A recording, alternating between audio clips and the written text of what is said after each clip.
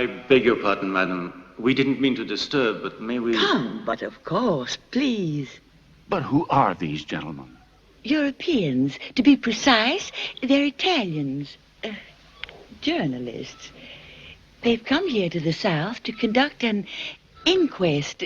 Is that the proper expression? On slavery. Indeed, they seem to be quite shocked. What is their religion? They're Catholics, I believe. You are Catholic, are you not? Yes, Roman Catholic. Well, they shouldn't feel too shocked. After all, their Pope, who's most generous with his excommunications, has yet to excommunicate a traitor in black flesh. Unless they eat it on a Friday. Excommunication?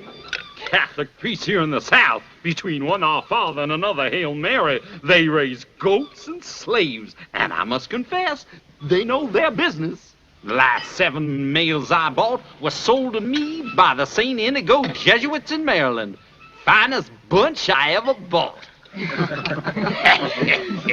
But why are they here, then? I could be wrong, but perhaps it's because they, too, are slaves. You know how Catholics are.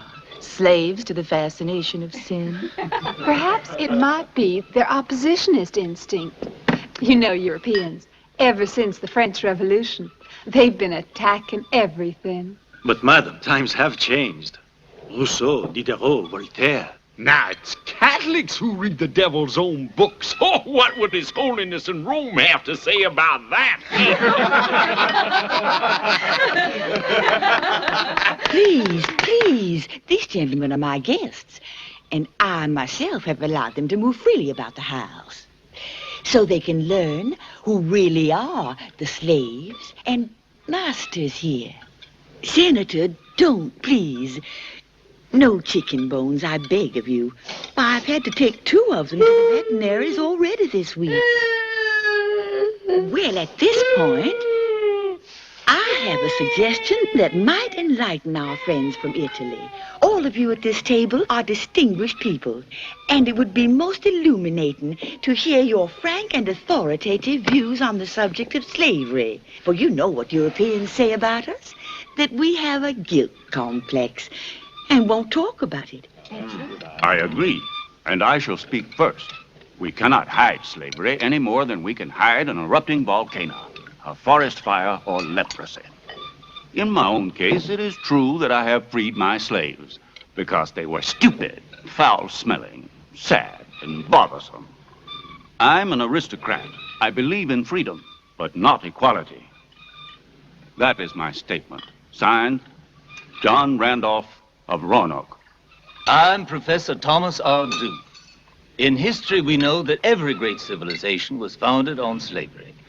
Let us take the classic examples of Greece and the Rome from whence you gentlemen come. It's God's and nature's law that man attempt to prevail over his fellow man. Till one becomes the master, one becomes the slave. Let us remember that God is white, and as long as God is white, we will prevail over all other races. Sorry, Professor. What was that you said? God is white, and as long as God is white, we shall prevail over all other races. Beg your pardon, Professor, but with all this confusion, would you mind repeating? God is white, and as long as God is white, we shall prevail over all other races. Thank you very much. Any other viewpoints? Perhaps I, too, may say something to these gentlemen from Europe. I am not a Southerner. My name is Harriet Beecher Stowe, and I'm from New England. I've been here but a few days, but even in that short a span, I've formed a personal opinion. May I state it? Please do.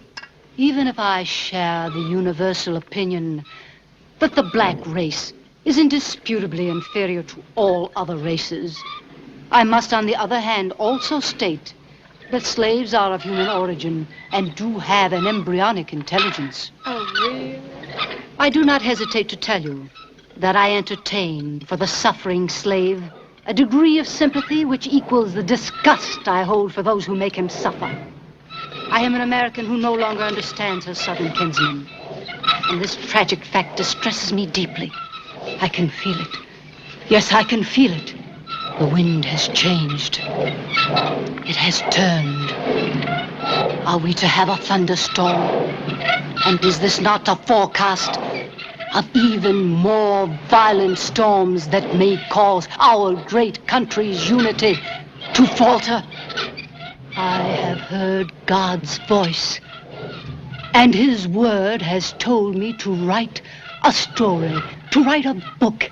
I think I'll call it Uncle Tom's Cabin, and it is my great hope that it will enlighten and ease our souls. Fire!